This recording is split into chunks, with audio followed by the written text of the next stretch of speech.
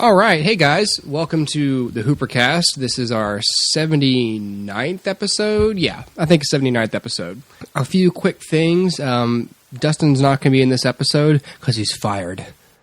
You heard me, Dustin. You're fired. I'm kidding.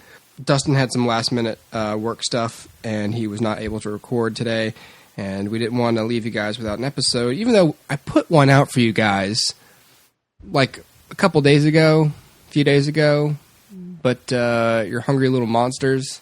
It's just me for this episode, so it's going to be a little shorter. I'm much worse at doing this than when Dustin is here. I need him, because I need him, or else it's just me by myself talking to actually nobody. It already feels like I'm talking to nobody, but I'm really talking to nobody. No one's listening to what I'm saying right now. If you're getting bored, there's a time code for this episode. This one's, like I said, going to be shorter. I'm mainly focusing on the Mad Men finale and a couple other things. So if you want to just listen to the Mad Men section, you can go to the time code and skip forward to that section. I'm going to talk about a couple other things I've seen recently. I also, this week, saw a couple of documentaries on Netflix. They're both there still, I think. That would be a little weird if they weren't. The first one is, it's called Video Games, the movie. I think this one's been out for a little bit, so you may have all already seen it. But just to give my quick thoughts on it, it's a documentary about the whole video game industry and kind of how it began, where it began, and where it is now, and then kind of where it's going, too. I like video games, and I've played them since I was a kid. I'd never consider myself a gamer. I feel like gamer is a term more reserved for somebody whose primary recreational activity is gaming.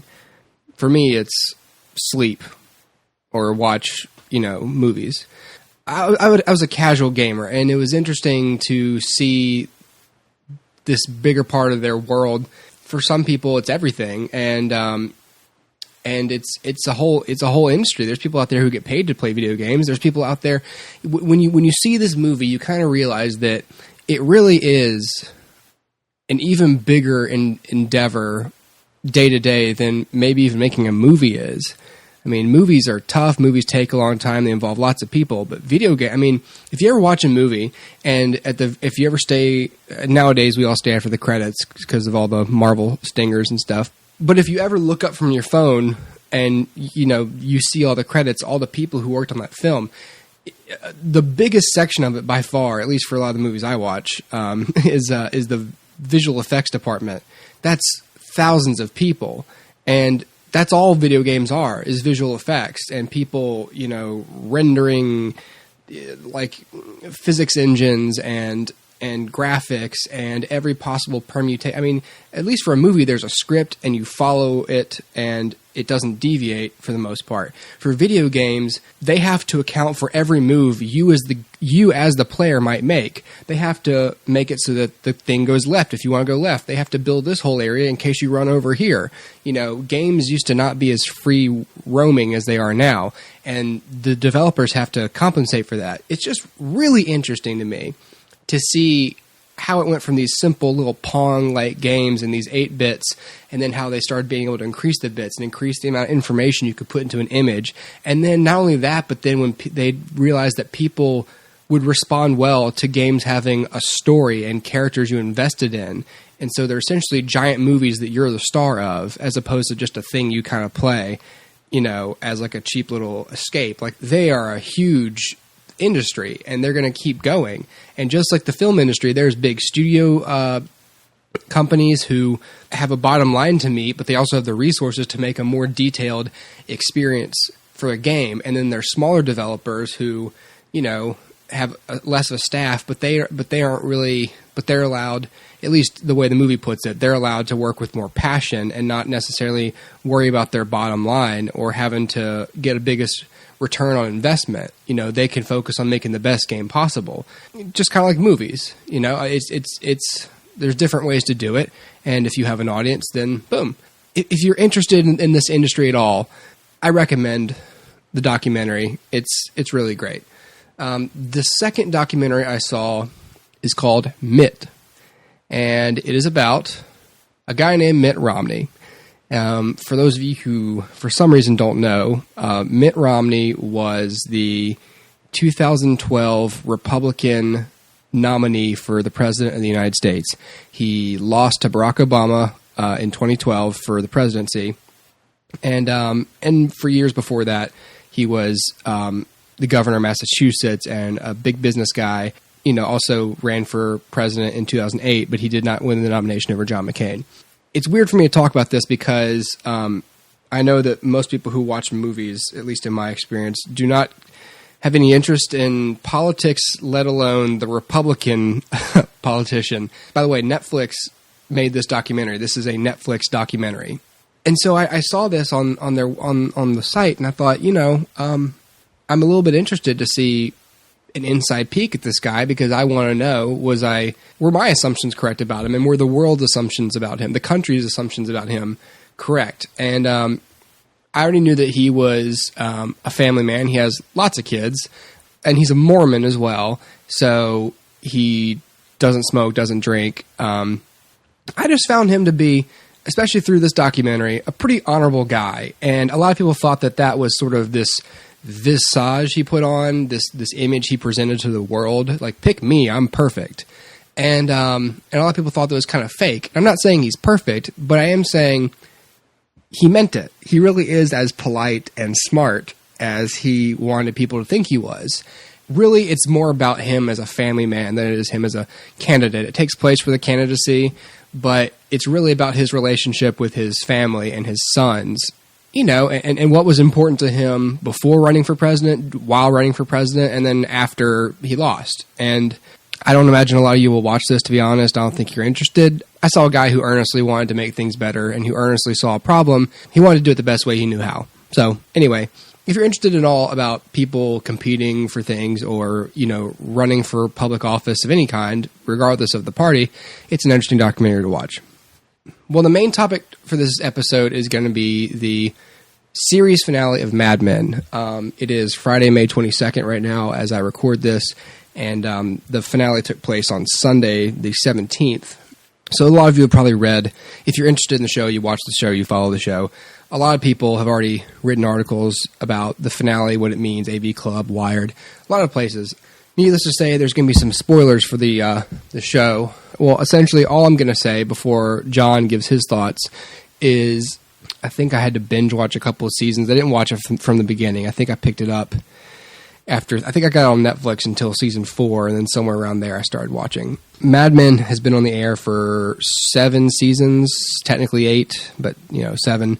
Even if you don't watch the show, I think pretty sure you know what it is. 1960s, advertising, Don Draper, alcohol and sex. There's not much I can really say. I'll say that I thought the finale was satisfying. It was good, in my opinion, to see Don finally to reach a happy place or a satisfying place and to have what I consider to be a pretty clear indication that he has a new outlook on life. I thought that characters ended up with satisfying, pretty neatly wrapped up storylines, but not so much that you're sickened by it. Like, oh, well, that's it. I mean, I think we're leaving, especially this began with The Sopranos and The Shield, and certainly with other shows, that we're sort of leaving that time in TV, well, in big drama series where everyone's story gets wrapped up neatly in a tight little button. That's not how life works. If you're trying to portray realism and drama, then it's not how storytelling would work. I mean, you've all seen movies that have endings where you're not quite sure. You have a pretty good idea. You have like emotional closure, but you don't know exactly what they're going to do for the rest of their lives. And I think we were sort of conditioned to feel that way by lesser movies and lesser TV shows where it's just, oh, and they live happily ever after. It's like, all right, well, what if 10 years from now their son gets leukemia or something? Like, are we going to see that movie? Or, oh, that wouldn't happen because happily ever after, no problems for the rest of their lives. And that's not real life.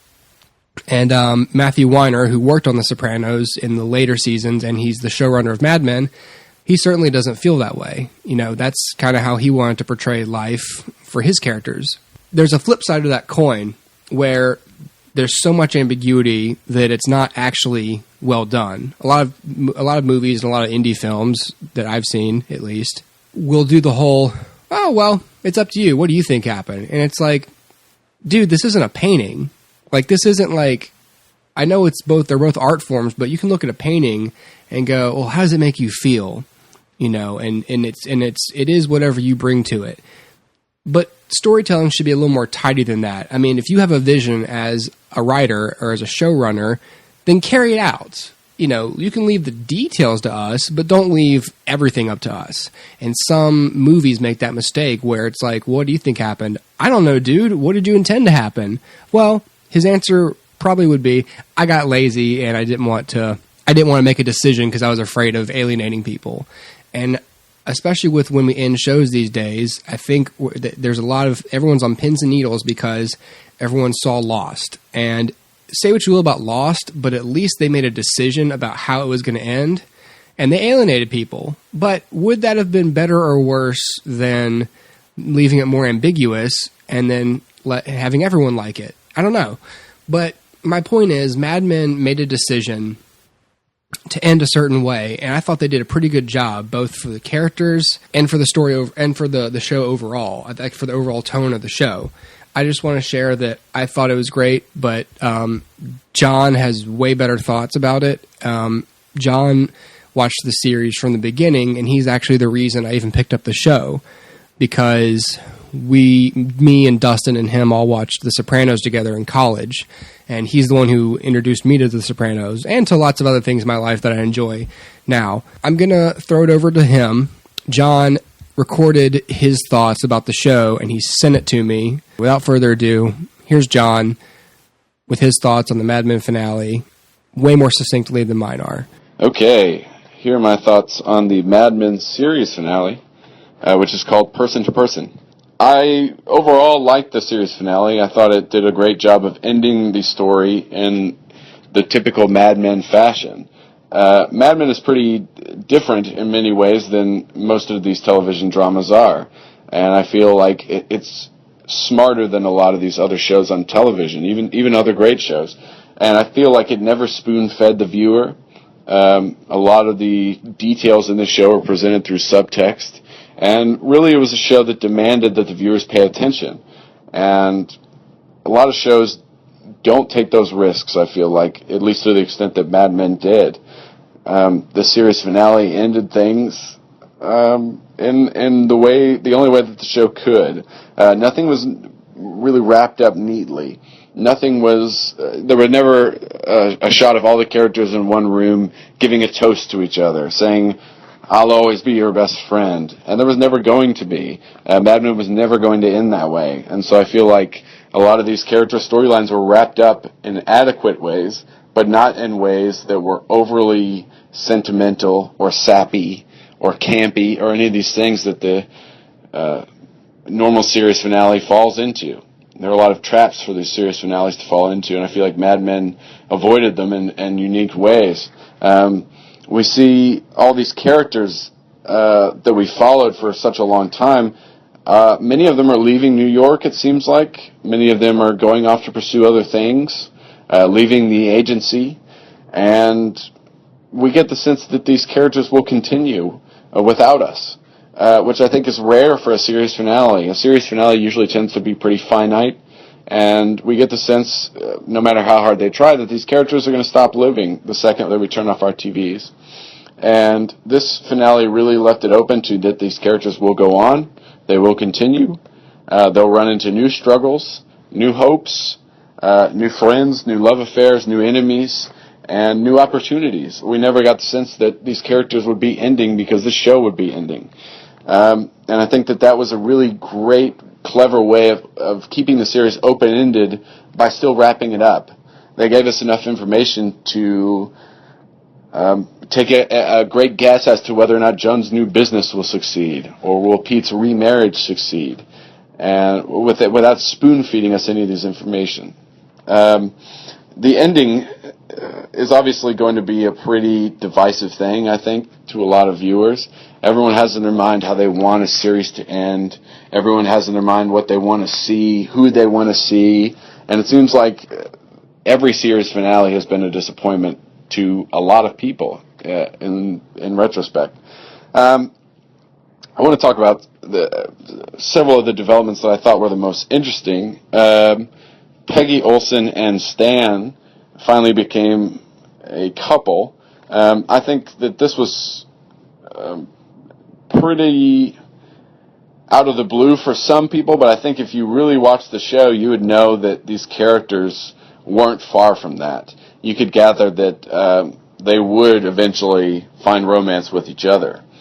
And these are characters that have always depended on each other. They've always had this very special connection and relationship. They lean on each other, and they talk out their issues with one another about other people, and kind of they're best friends in a way. And it made perfect sense for me that these two would eventually fall in love with each other. I think the show had been building that for a while now, and I think there was kind of a lot of fan speculation that this would happen, and it did. And I don't think it's the most interesting development in the finale, but I think it was a natural course for these characters to go down, and it didn't feel cheap or tacked on to me at all. Again, though, we're left open with the kind of an ambiguity to the whole thing of, will this romance last? And, we don't know. We know Stan and we know Peggy and we know how they work. And I think if you use what you know about these characters, you can judge whether or not it'll last. But we don't know. Again, these characters will go on without us. We don't know if it'll succeed. Another major development in the finale was Joan started a new business. We've seen Joan marginalized by a lot of the staff at McCann Erickson. Over the course of the last few episodes, she had to leave, losing a significant amount of money in the process. And the show has kind of been pointing us to Joan finding love and Joan giving up her dreams of being this amazing businesswoman and kind of living out the rest of her life with Captain Pike. The series finale sees that take a sharp turn in the other direction. Joan chooses her career over her new romance and decides to go out on her own and start her own production company. And I think that this was a natural way for that character to go out. If Joan has taught us anything, it's that she's very driven to succeed. She's a character who has a lot of ambition, a character who has a lot of talent and insight into what makes this business tick. And she's decided to take her talent elsewhere and start this new production company, which I think is the only way that character could have ended up. The character didn't fit in with McCann, and it makes sense that she would go off and do something like this, and it's the smart route for her. Again, will the business succeed? We don't know. We don't know, and I'm okay with that. Obviously, the big character in this entire show, but particularly in the finale, is Don Draper. We've really followed Don Draper through his ups and downs these past few seasons.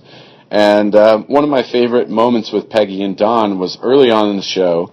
Peggy is a new copywriter, and she's asking Don what his process is for coming up with these great ideas for ads and things. And he tells her, what I usually do is just don't think about it. And I let it go for a little bit and give it a while, and then eventually, out of nowhere, the idea will manifest itself to me. And that is precisely what happened in this episode. Basically, the last few episodes have seen Don disillusioned with the entire advertising business, it seems like. His company was absorbed by a larger company, and now he's found out that there are dozens of other creative directors at this agency, and they're all vying for these accounts. And he's kind of over it. He leaves, and he goes on this road trip, leaves his friends, leaves his family, and kind of goes off on his own, maybe to find himself. We're not really sure. Gives up most of his possessions, gives up his old wedding ring, gives up his car, and gives up a large sum of money when he, quote-unquote, leaves the agency. And we see that he's just ready to move on to something new. He is traveling to California. He's talking to his daughter by phone. And, he's basically just kind of being an absentee person to everyone around him, just taking some time for himself, which is what Don would usually do when life presented him with these hard choices and these moments of strife. And we've seen Don, throughout the course of the series, go through a lot of false starts. He'll have this great moment, this great epiphany, and he'll be a changed man for a short period of time, and then he'll slowly relapse into being a cheater, a jerk, all these things that he keeps falling back into. And the show is kind of leading us to believe that no matter what happened on this road trip, he would eventually come back and be the same person. Don does find out through his daughter that his ex-wife is dying of lung cancer and that she only has months to live. And he's basically told by his kid that they don't want to live with him.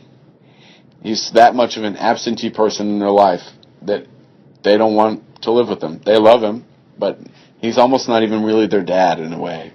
And he really takes that as a personal blow, especially considering the way that him and Sally's relationship has progressed throughout the entire series. And he kind of has a meltdown at this yoga retreat facility in California. And we see him kind of going through the motions in his head, and he makes a final phone call to Peggy to tell her goodbye. And he's kind of at his lowest point at this moment. And we don't know where his mind is. We can see that he's really in the middle of something difficult. And he goes to this group therapy session at the retreat, and there's this man in the therapy session who kind of lays out what his life is like. And the reality that this man presents really kind of represents two different things to me. It represents what Don goes through in his life, and it also represents the life that Don could have led if he had stayed in his first marriage, if he had had that normal life, that normal suburban life. It represents the problems that he would have eventually run into in that life as well. So in a way, it's kind of representing just Don overall, and the Don that never was, in a way. And this man basically just lays out that he doesn't feel appreciated. He doesn't feel loved. He doesn't feel like he matters to anyone. He relates to an item in a fridge that you open the fridge and he feels this moment of happiness, and then the fridge door shuts again and all the lights go off. And this man just breaks down into tears. And Don comes over to him and just completely empathizes with this man and relates and hugs him, and they both break down just sobbing. And it's a really different moment than a lot of these other false start moments that we've seen Don go through. And he's really connecting to another person in a way that we haven't seen before, and just kind of letting all of his emotions fall out, and all the bad things he's done in the past fall out. And we get the sense that he is really starting to craft a new Don Draper, a new you. In the following scene, we see Don practicing yoga on a hillside, a hilltop, as it were. And the yoga instructor says, it's time for a new you. And we get the sense that maybe Don has really changed for the better. Maybe this change will stick. Again, we don't know. We don't know. Maybe Don could change and then 2 months later be right back to where he started. That's certainly what the show has shown us in the past. But I think we get a different vibe from this experience that he just had. We find Don meditating on the side of this hilltop, and he kind of feels at one with everyone around him. He kind of feels like a part of a group now. And right then he gets this amazing idea for the famous Hilltop Coke ad. And it's this great moment in the show where you see this great smirk on Don's face, this bing noise. Picture fades out, fades into the Coke ad. And I could not think of a better way to end that series. And it came full circle with what he had told Peggy when she was just starting out. If you let one of these ideas go for a long time, it will show up in the most random of places. And I don't think that Don ever intended to go back to advertising. But I think the show lets us assume that not only did he go back to advertising, but he was great at it. And he had what is considered the greatest ad of all time in his pocket. And, again, we're led to assume that he probably had a bigger role in his family's life, in his kids' lives, and in the lives of his friends. He was probably a better person. Again, this is all kind of left up to the viewer, but I don't feel it was ambiguous in a cheap way. And I feel like the show ended on a happy note for Don. He was an enlightened person, and he decided he had an epiphany that he had that passion back for advertising that he'd lost. He had a focus now. He had something to say, and he had this amazing idea, and it kind of reignited his spark for that art form. And I think that was a brilliant way for the show to end. Those are my thoughts. Thanks. Bye-bye. Anyway, that's the show this week. Thanks for listening. If you have any questions or comments for us or corrections, anything like that, you can email us at HooperCast@gmail.com. Listen to us on iTunes if you're not already, or on Podbean, hoopercastpod.podbean.com. You can also watch our episodes, or listen, really. They're in video format, but, you're just listening. But you can follow us on YouTube, HooperCastPod on YouTube, or on Blogger, hoopercastpod.blogspot.com. You can find us on Facebook, facebook.com/HooperCast. You can follow us on Twitter @HooperCast, or on Tumblr, hoopercastpod.tumblr.com. And if you're on Tumblr or a Blogger, you can click the donate button to give us a little bit of a PayPal virtual tip. This is basically just to go towards hosting costs, or maybe a new microphone for Dustin. Who knows? Because otherwise Dustin's just going to have to shout from the mountaintops, and that's how we're going to get his audio. Or he'll use his phone. We'll still get you the episodes, but, if you care about how they sound, or maybe how well they're produced, maybe... See, the biggest thing is we could be putting more effort into these podcasts. I kind of hate to say this publicly, but I really feel like I need to say it. These podcasts could be better produced or given to you in a more timely manner. And right now, I don't think we have the listenership to really invest much more than we do now in the show, simply because Dustin works, I work. I mean, I have a family. I've got 2 jobs. I work 7 days a week. I try to put these out as regularly as I can, but I've got way more responsibilities and other things I have to be doing for other people who depend on me. So if you depend on the HooperCast, we're going to keep bringing you the show because we like doing it, and we're hoping that people are listening who enjoy it. And we're excited to be on iTunes and to have so many platforms to share with you guys. If episodes are ever not put out on time, we hope you understand. We are not a professional podcasting company or anything. We're 2 guys and some friends who have opinions and thoughts about movies and television and pop culture, and we want to share them with you.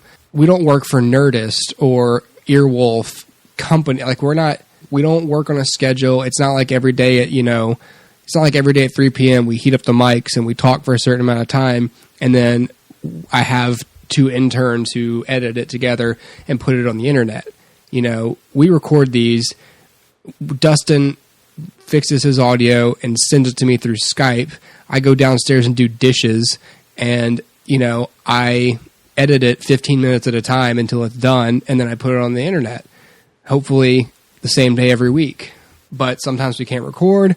Sometimes I'm working, instead of us recording. It's just the way it goes. So I'm trying to give you a little bit of a glimpse into what it takes for us to put this together. This is not so that you'll feel pity for us and donate. I'm not asking you to pay us money because we deserve it. I'm just asking if you want to donate to us, that's great. If not, we'll survive. I guess I'm asking you to understand how rocky our schedules are and why this product does not always reach you guys, as quickly as you might expect it to. We're trying to make the schedule more regular. We're trying to record at a more regular time, and we're trying to distribute this at a more regular time so that you can come to expect certain things from us. But we've got very busy lives and jobs that pay us money that we need to prioritize and do first. So with that being said, we still love doing this, and we want to keep doing it. And we want you guys to keep listening and tell friends about it. Thanks for listening. Follow us, listen, subscribe, tell your friends. Just engage with us. And we'll see you guys next week.